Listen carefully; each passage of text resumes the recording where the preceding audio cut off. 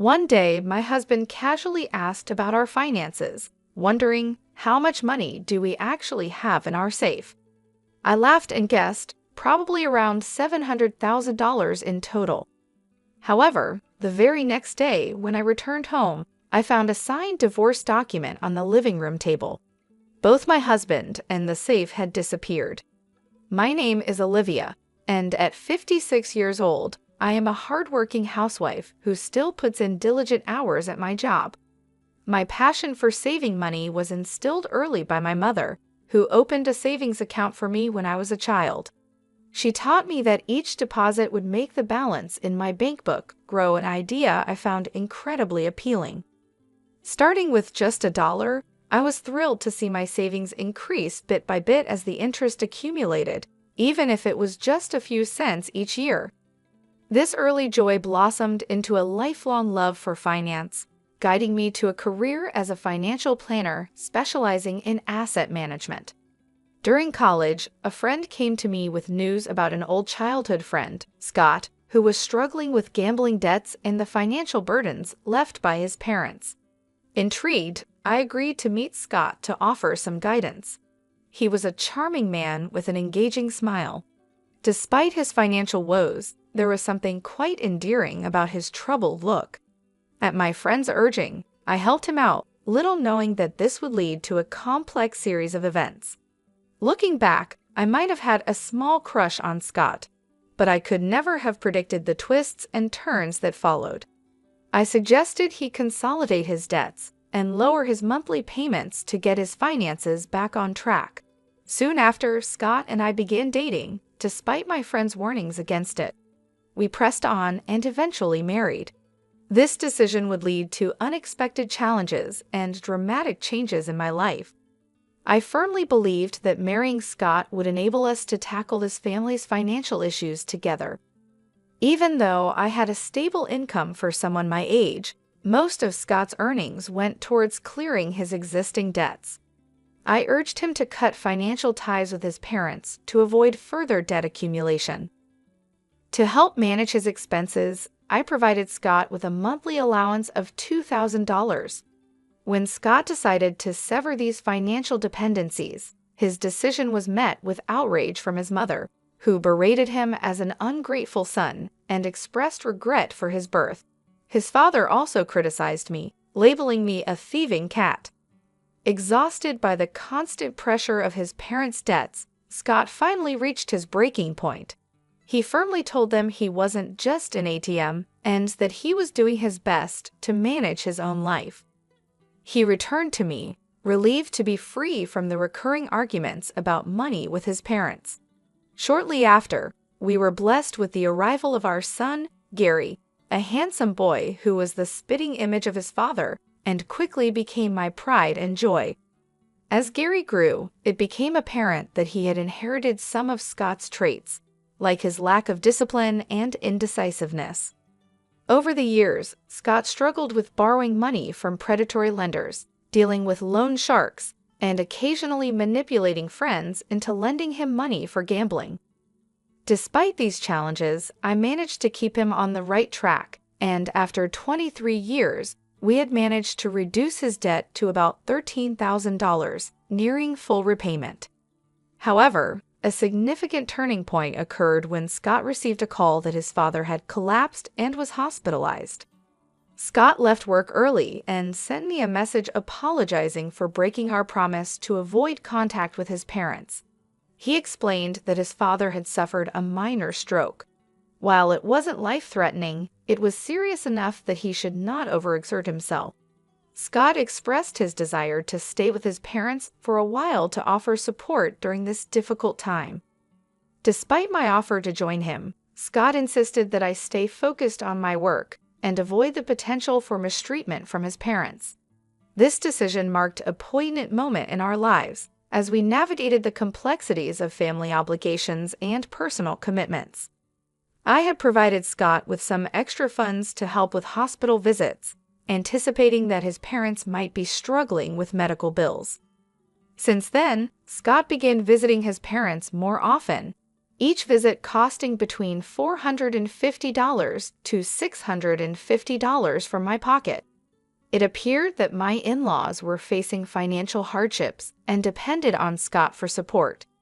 Though these amounts added up to roughly $3,200 to $3,800 each month, I decided to ignore it for the time being. A year had elapsed since my father-in-law's health scare, and both in-laws had visibly aged. I felt they needed someone to support them during this challenging time. As for me, my perennial hobby was always about saving money. One day, while I was pulling out my bank book from the safe with a smile, Scott, who usually paid little attention to my financial habits, curiously asked, "Hey, how much money do we actually have in that bank account you always look at so happily?" I casually replied, "It's about $700,000 now." However, the following morning, I discovered divorce papers on the living room table, and both Scott and the safe had disappeared. At breakfast, despite the shock, I couldn't help but smile, realizing Scott had been eyeing the money in the safe. Moreover, he had planned to take the entire safe with him. Although not the sharpest tool in the shed, the thought of him trying to physically carry the entire safe almost made me burst out laughing. In our home, we have a red cat named Bella, and we installed a pet camera to watch her adorable antics, which brought joy to my days. During lunch breaks, I would tune in to watch the camera, finding delight in Bella's endearing behavior. One day, as I turned on the camera, an unexpected scene unfolded in our living room on a weekday. My in-laws and my husband Scott were having a surprising conversation. They marveled at the nice house Scott was living in and praised what they thought was his excellent salary. Scott's father, with a hint of pride, mentioned his own decent earnings but lamented that I controlled it, leaving him with just a $2,000 allowance. They comforted Scott, suggesting he deserved more and subtly hinting that he was being shortchanged by me. This revelation was startling and shed new light on the dynamics within our family. It seemed as though Scott, influenced by his parents, had forgotten all about the hard work I had put into managing his debts. He nodded in agreement with his parents, seemingly oblivious to the sacrifices I had made on his behalf. I wondered what thoughts were running through their minds. In the past, Scott had been overwhelmed by debts from his parents, obligated to hand over cash every month, which made it hard for him to manage his own finances. Now he was complaining that it wasn't fair for him to receive only $1,000 a month, especially when his wife me had substantial savings in the bank. As Scott aired his grievances, my in-laws' eyes sparkled, eagerly exchanging glances as they awaited his reaction. "How much is in that bank account of yours?" they prodded, leaning forward with anticipation. "Last I checked, I think it was around $510,000, or maybe $610,000, Scott responded vaguely. They pressed further, questioning whether that money rightfully belonged to him. Despite the considerable effort I had invested in reducing his debt from nearly $430,000 to just $15,000, it seemed that Scott's perspective had been swayed by his parents. His easygoing and indecisive nature, despite his charm, led him to side with their views. Witnessing this conversation through the pet camera, with my hard-earned savings potentially at risk, left me utterly devastated. Tears streamed down my face as I sat at my work desk, watching the scene unfold on my phone. I had been diligently managing our living expenses from Scott's income, allocating most of it to repaying his debts. The realization that all the efforts to secure our financial future were being undermined by his parents' manipulation was heart-wrenching. Despite providing Scott with a $1,000 monthly allowance from my own earnings and explaining this arrangement to him, it seemed as if he had forgotten everything over the past 23 years. I had given myself to him unreservedly, but the current circumstances left me feeling desolate and pitiful. My heart ached as though I was drowning in my own sorrow, and I felt as if I was on the verge of breaking. Nevertheless, I made sure to record their conversation and sent the footage to my son. Overwhelmed by the emotional strain, I left work early that day, seeking solace at my usual bar, where I shared my woes with the bartender. His gentle words of comfort helped me, and in that moment, any lingering affection and intoxication for my husband dissipated. I expressed my thanks to the bartender and looked forward to a more hopeful encounter in the future. After leaving the bar, I returned home with renewed determination.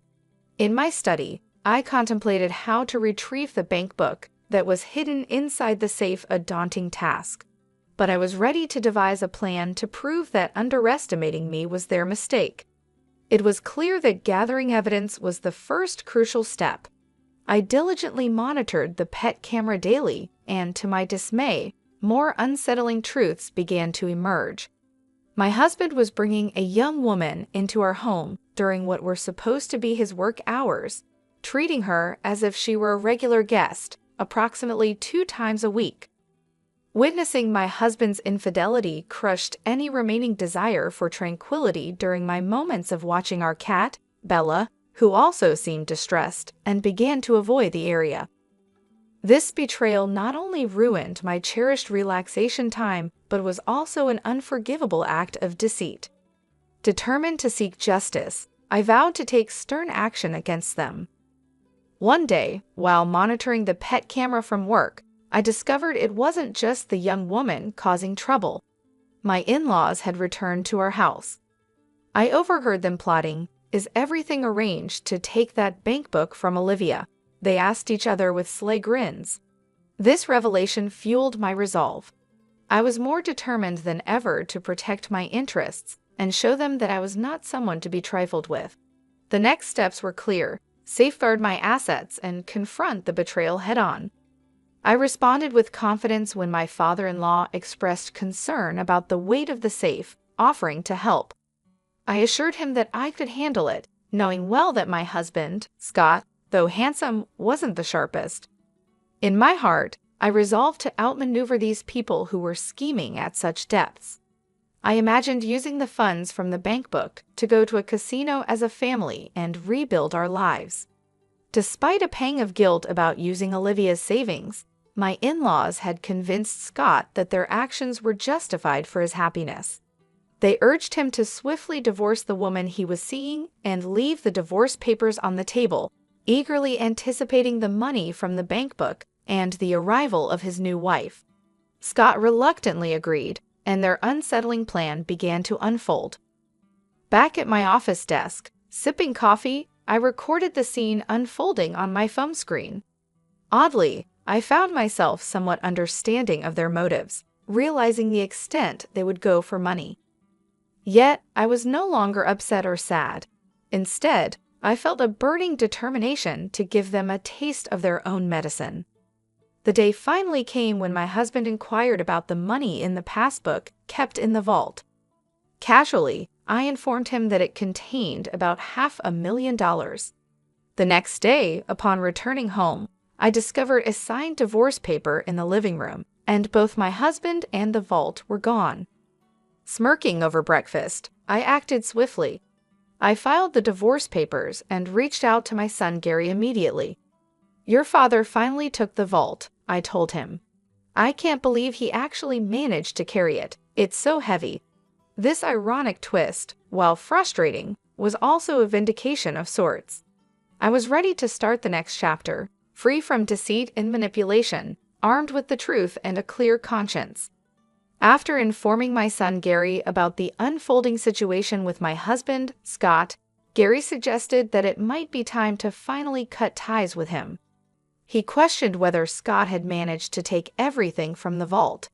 Little did Scott know, I had proactively moved all our savings to an online account, making the physical passbook he stole utterly worthless. Gary advised me to consider filing a police report and strongly recommended hiring a competent lawyer. Feeling grateful for his advice, I decided to sever my legal and emotional ties with Scott. I reached out to a lawyer, one who came highly recommended by my trusted private investigator. Exasperated yet determined, I handed over the recordings from our pet camera, which captured all of Scott's and his parents' underhanded discussions and actions. I provided these to both the police and the lawyer, eagerly awaiting their response to the clear evidence of deceit. Shortly after, Scott, in a state of panic, called me. He was frantic, questioning why the passbook was empty and where the $500,000 had gone.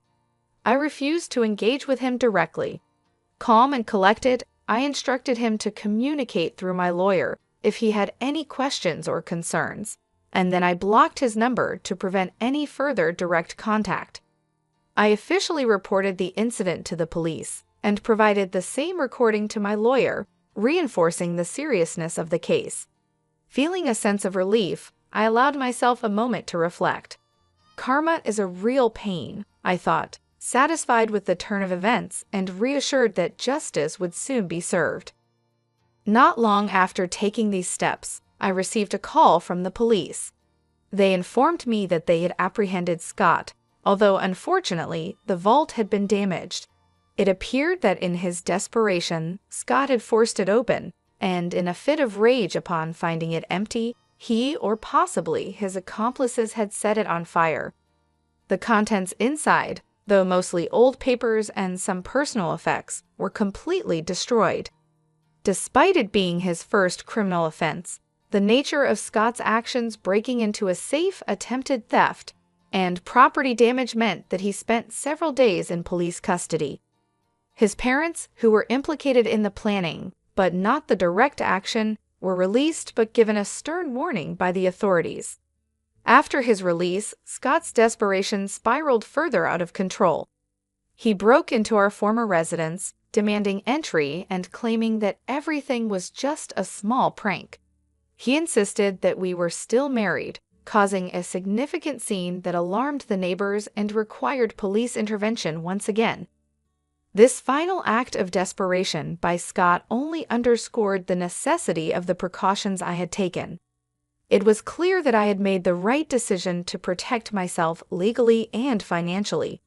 The entire ordeal was emotionally draining, but also a powerful reminder of my own resilience.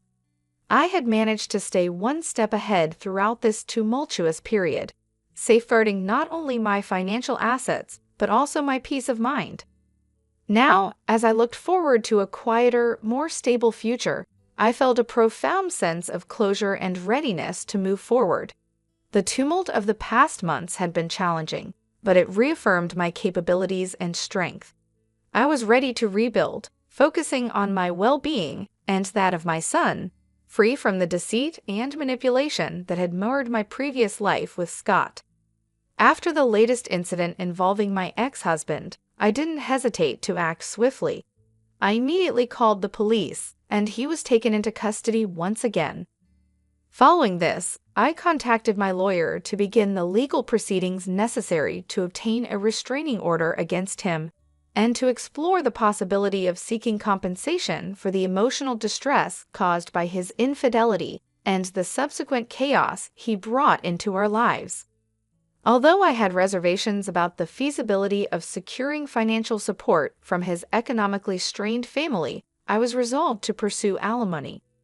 To my surprise, shortly after initiating these proceedings, his mistress transferred $18,000 in alimony.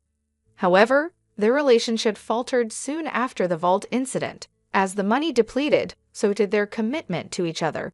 It became painfully clear that my ex-husband, his parents, and his mistress were all struggling to keep their financial heads above water. My ex-husband, who was nearing retirement, unfortunately lost his job amidst this turmoil. His parents, trying to scrape by, found low-paying jobs in cleaning services, but were barely managing to make ends meet. Meanwhile, despite his efforts working 3 part-time jobs, my ex-husband's ongoing gambling addiction continued to undermine any semblance of financial stability. In light of these challenges, I stood firm on my alimony demands. I instructed my lawyer to convey a clear message. Real apologies must be demonstrated through actions, not just empty words. If they truly regretted their actions, they needed to show it tangibly, which in this context meant financially. Despite the opportunities I had offered my ex-husband to clear his debts and start anew opportunities he squandered under the influence of his gambling-addicted parents, I found myself reflecting on my own financial security. The $700,000 I had saved was the fruit of a lifetime of diligent saving and wise financial management. Realizing the importance of enjoying life while securing my future, I decided it was time to focus on personal fulfillment. I took pleasure in the simple joys of life, such as updating my bank book. I'd also opened a new bank account, ensuring better management and security of my finances. Currently, I lead a serene life with my cherished red cat, Bella, who provides constant companionship and comfort. My son occasionally visits, bringing with him stories of his own life adventures and his girlfriend, which adds a layer of joy to my days. Now, my priorities center around self-care and planning for the future. One of my first actions was to consider the purchase of a new, larger vault, a practical measure to ensure the safety of my accumulated savings. This step was not just about security, but also about reclaiming control over my life and my assets. With Bella by my side, I find myself more content and happier than I have ever been. The tumult of the past, marked by betrayal and financial strife, is now behind me. I look forward to a peaceful and fulfilling future, knowing that I have the resilience and independence to face whatever may come. This period of tranquility and empowerment is not just a phase, but a new chapter in my life, one that I embrace wholeheartedly as I continue to thrive and find happiness in the simplicity and security of my new life.